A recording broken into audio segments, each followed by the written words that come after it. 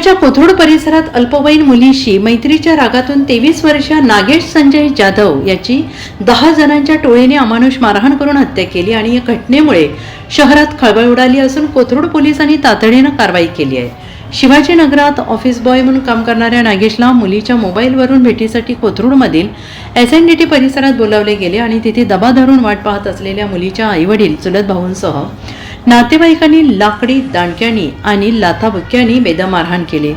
14 मार्च सायंकाळी 7:15 सुमारास घडलेल्या या हल्ल्यात नागेश जखमी झाले आणि रुग्णालयात उपचारादरम्यान त्यांचा मृत्यू झाला। रात्री 8 वाजता नागेशच्या फोनवरून त्यांच्या आईला फोन आला, ज्यात आरोपींनी शिवीगाळ करत "मारलंय, घेऊन जा नाहीतर फेकून देऊ" अशी धमकी दिली। आईने घटनास्थळी धाव घेतली तेव्हा नागेश रक्ताच्या थारोळ्यात पडले होते।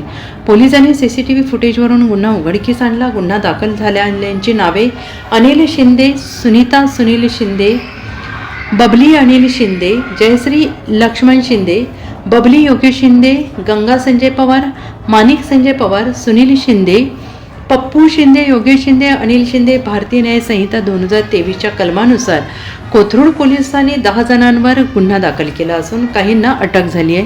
परिसरात तणावाचं वातावरण असून नागेशच्या आईने आरोपींना फाशी द्या अशी मागणी केली आहे।